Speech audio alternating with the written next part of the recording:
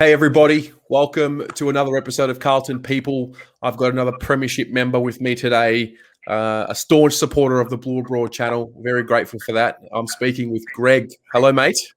Hey, how are you, Terry? I'm excited. We are doing this on a very interesting day. I usually try and keep these episodes more high level, but today is a special day. We've got a new coach and a new era, and who knows what this video will look like in 10 years. But I'm excited. I think we've got two appointments today. Okay. I think Maddie Scarlett is going to Carlton. Oh, mate, I hope so. I hope that you and I are recording your episode of Carlton People when Voss and Scarlett come to the club. Yeah, I believe it because he is very, very tight with Luke Power and he's very tight with Cook. Yeah. And just seems out of the blue for him to go, I don't want to do this anymore. Yeah. Yeah, I think there's more to that chapter. Okay, we will get onto it, certainly. But before we do that, mate, I've got to know about you. Where is your Carlton story beginning from, and how did you become a supporter?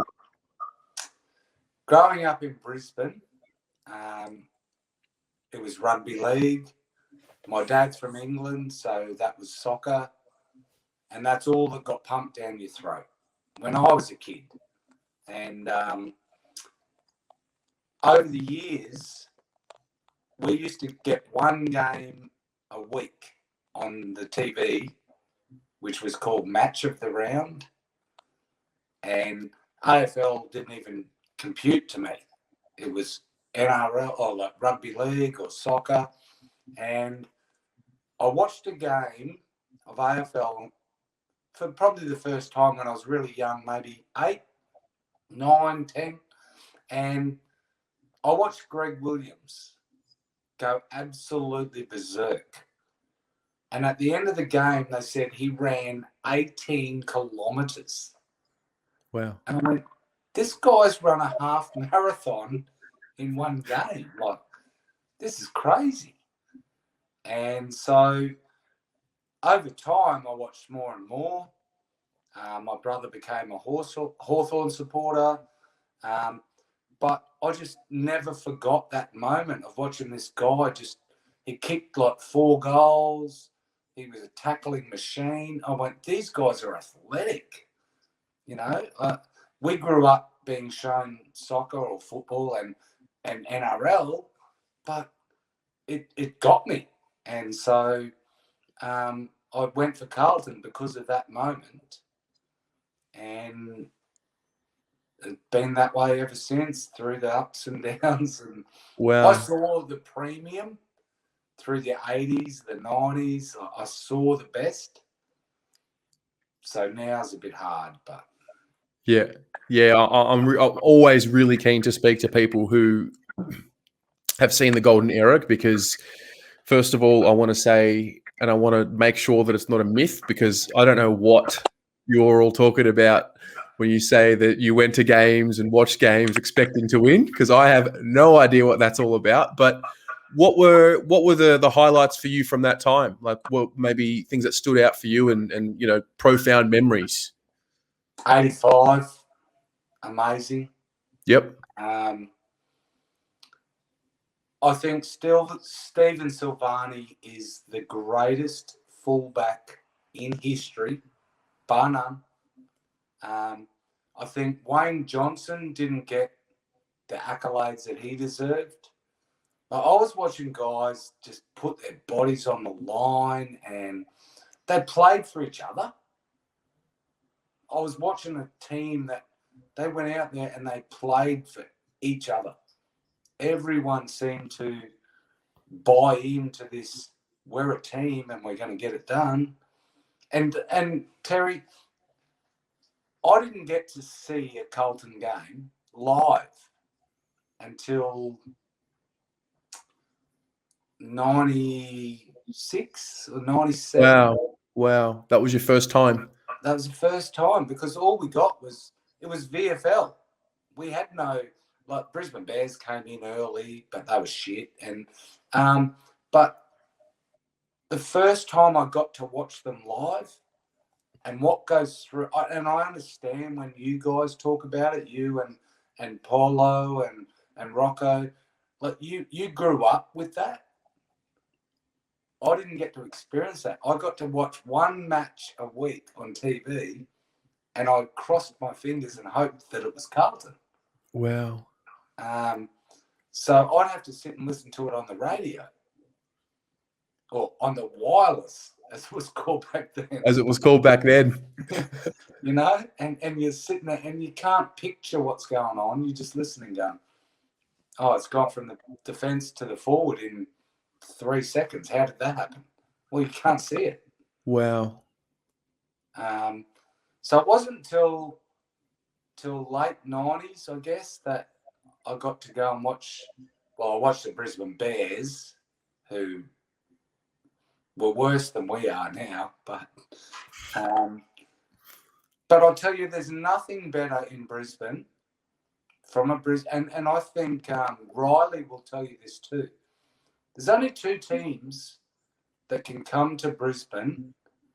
And have you ever been to the Gabba, Terry? I have not been to the Gabba. Okay. I think one of the greatest stadiums in Australia. There's only 2 teams that can pull the whole crowd in, and that's Collingwood and Carlton. Yep. And I got to go and experience it, and I just went, I'm not ever going to miss a Carlton game again, because spine tingling. Like, yeah, there's an infatuation, and there's something special. I mean, I fell in love with the club at a really young age. I just remember flashes of going to Princess Park and watching, but I remember feeling the energy and the excitement of the crowd. But I'm trying to picture it from your end, because it's so interesting how much the game has changed from back then when, you know, you were listening on wireless to now, where you can really access the game any way you like almost. But more than that, like, it's so much more of a fan immersive experience. There's so much more available. We're doing an interview on a broadcasting network called YouTube. Like, that just wasn't around back then. It used to be the only broadcasting distribution platform was the television that you would watch. Whereas now you can pick and choose what you want to watch based on whoever's creating content. I want to go back to your first game live. What were the distinct things that stood out for you from that day? Stephen Kernahan kicked 4, I think. Yeah. But physicality. Carlton back then were monsters. Anywhere the ball went, it looked like I always say nowadays, it looks like we've got five less players. Everywhere the ball goes, is the opposition jerseys are like, there's 4 of them, 1 of us. 3 of them, 1 of us. 2 of them. Back then, we just monstered them. We were such an attacking, aggressive team that I would love to go back, and I'm sure Pommy or Paulo's got these numbers of what tackles got made back then. Because we were beasts. Really? And was it like the amount of tackles, or how hard that we used to hit, or a bit of both? Both. Yeah. They just went in to make sure it got done. Yeah. And they went in numbers.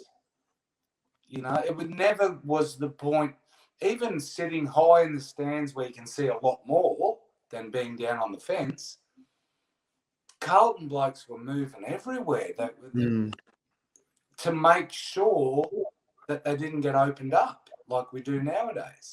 Yeah. And I think that's why, segue, I'm not disappointed that SPS is going.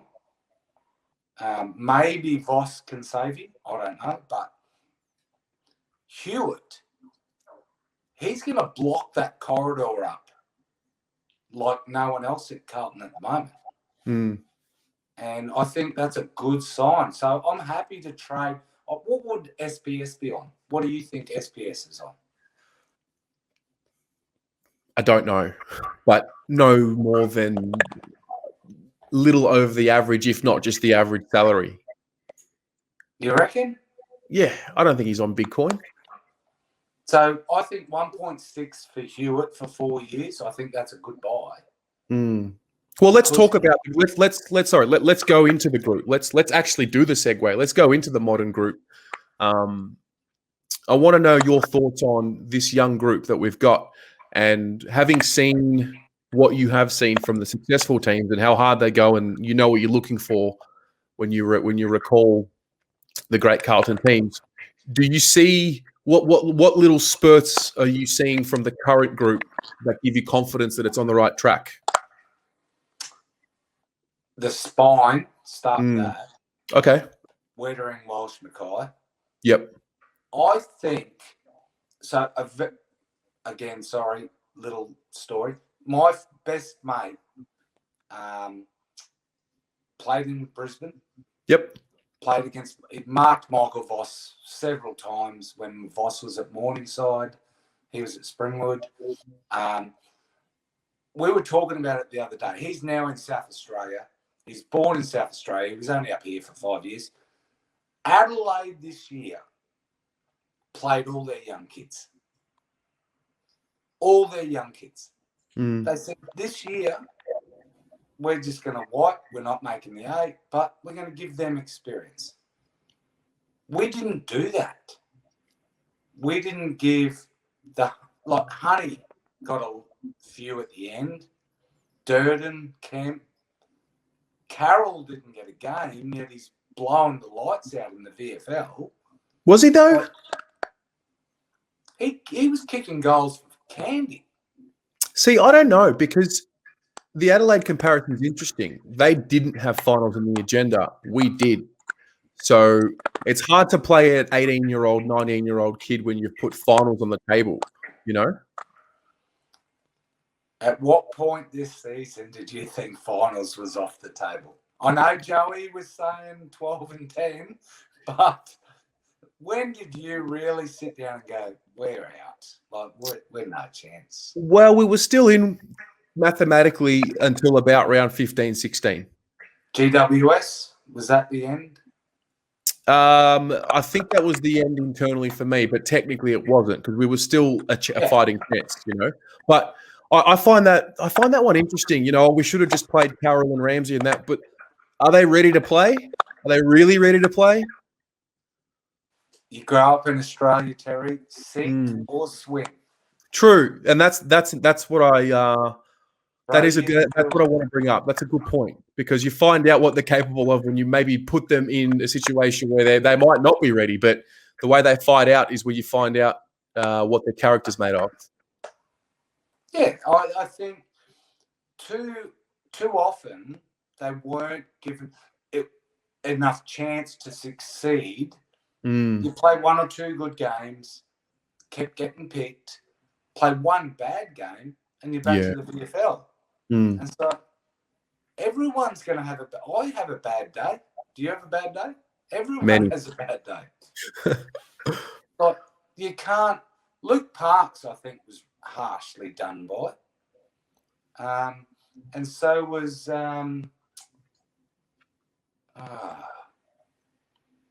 44. Who was 44? Matty Owies. Matty Owies.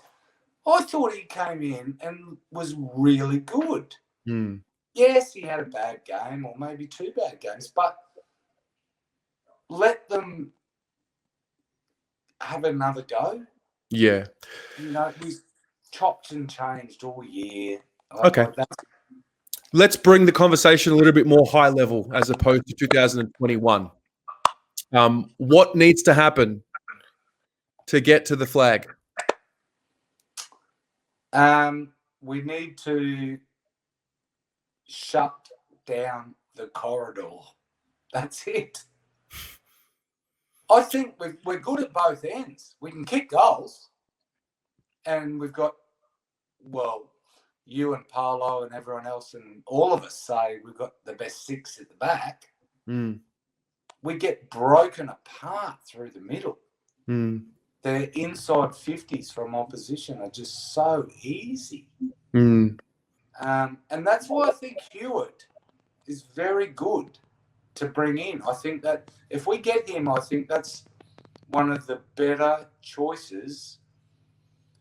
The mate I talked about in Adelaide, he said, you always pay overs. You always pay overs. We paid overs for McGovern, paid overs for Williams, we paid overs for Sard. I'm not saying Sard didn't have a good year. I think Williams was horrendous, but McGovern was, well, where is he? But we always pay overs for people, and they're talking 700,000 for Chera. He's not worth 700,000. Yeah, He's there's not a $700,000 player. Yeah, there's that argument about going and getting people that have done it or proven it, as opposed to spending on potential. I think we maybe get a little bit too caught out paying on potential and what could be. Yeah, and I watched Pommy and Polo's videos about the recruitment through the years. I think Sauce did a pretty good job. I think he got the right players in. So maybe that's a coaching thing. But we just need to get a midfield that doesn't let the ball flow through. We get belted, Terry. You know that. 4 or 5 in a row. And they don't run both ways. Sam Walsh is the only bloke that runs. He's a special one, isn't he? What do you think about his season and his prospects moving forward? Actually, further to that, what are your thoughts on the captaincy? How do you see it playing out? I don't think Cripps and Doherty will be captain next year. Okay. I think they'll go back to Voss will be very much a single captain. Do you put it on? I would love Walsh to be the captain, but do you put it on him? Like, he's carrying so much at the moment. He's carrying the team on his shoulders. Like, he's racked up the most Brownlow votes, equal votes in history for Carlton in his 3rd year. Who else is it? Jacob Wiedering? Wiedering for me. I'm a big advocate. I think so. I think the way he carries himself and his demeanor, and he just that's the beauty of what we've got at the moment too. Like, I know we're frustrated. We're pain. We've got a lot of pain. We've got a lot of disappointment. But when you strip it all back for a moment, you look at the nucleus of the group and the way that it's been, built.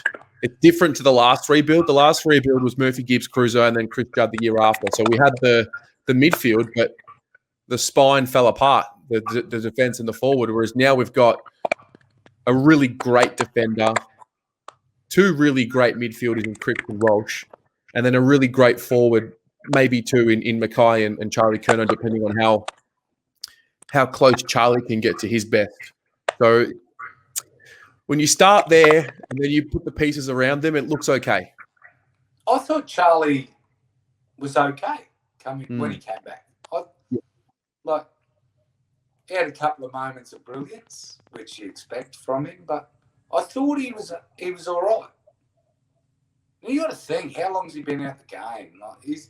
You need games under your belt before you can get back to your best. And he wasn't afraid to fly. He wasn't afraid to come down on his leg. I think he's going to be all right next year. Yeah. Who do you look at from the current group as the next generation of star? Maybe someone that, we know Sam Walsh, what he's going to be. Who else are you looking at from these youngsters that you think will really make it? I'm just going to put some toast in the toaster, and I'm going to cover it in honey. I like that. I've got a lot of time for that, mate. He is a jet. Yeah. Yeah. He's got a bit of I don't know what it is, but he has it. Yeah, he's silky smooth. Like you can see that he understands where he is and what's happening around him.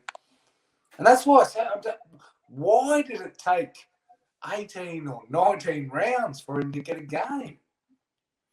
Yeah, the philosophy was definitely wrong. I mean, obviously we ended up losing Tiggy as coach, and it's exciting. And maybe what are your thoughts on the new coach and the new CEO? Because this is really one of the first videos coming out since the announcement. Like, are you confident in what you're seeing right now with Brian Cook and Michael Voss and Luke Sayers? I'm seeing change, which we all screamed for. Luke Sayers is a very, very smart man. You don't run Price Cooper's Waterhouse if you're dumb. You don't run your own business if you're dumb. Like, he's a very, very methodical, clever person. Brian Cook, arguably the best CEO in the comp. Yeah. Michael Voss, when he coached Brisbane, and we all said it back then. This was 11 years ago. They picked him because he was Brisbane's star boy, like he wasn't ready. No. But he's done 8 years of a really good apprenticeship. But I also think he's a very calculated, competitive person. He's not a David Teague he always came across so nice. He was so nice. Voss won't accept mediocrity. He is a winner. He's won 3 premierships. He's won 5 All-Australians. He's won a Brownlow. He's won a Lee Matthews. Like, he's not going to settle for little bits. I think the players will also know when he speaks that he comes from a place of, this is what it takes to win a premiership, and I know because I did it. And do you think they will buy into that? Yeah, I think so. I mean, I feel like for many of them, they would still look at Michael Voss as the champion footballer that he was. And it's always, words always impact differently, I feel, when they're being told by someone who's done what they're trying to tell you to do. The thing that got raised today, like this afternoon, I was listening to SEN, and they said all the guns, Sam Walsh, Wiedering, even SPS got brought up, Kemp, like Voss finished in 2016. A lot of those players, our new generation, won't have either seen him or won't know what he's done unless they watch previous highlights. I'm sure they're aware. Yeah, I'm sure they're aware. I need to ask you before I let you go. Everybody gets this question. Based on what you've seen, and I mean, it is very hard because there's a new regime at the helm. What is the year that we win the flag? What year is it going to be? I think we finish 6th next year. Okay. Big call, but I think 6th next year. Not making a final. 2024. 2024, premiership number 17. I think we win make 3 finals in a row, and 2024 is when we get the job done. Love it. Sam Love it, mate. Captain. Captain, Norm Smith, Brownlow medal, you name it. He was stiff in the Brownlow. He was. Greg, I want to thank you for coming on, mate. Really appreciate you taking the time to sit with me and get a bit of an insight into your Carlton story and what goes on in your mind. And Appreciate your continued support. No problem at all. Thank you. Love the channel. You're doing an amazing job. And so are all the other people that you've put with you. Jumper Punch, Riley, everyone else. Like, thank you for giving me something to look forward to when I come home from work each day. You're welcome, mate. Go the Blues. Go the Blues.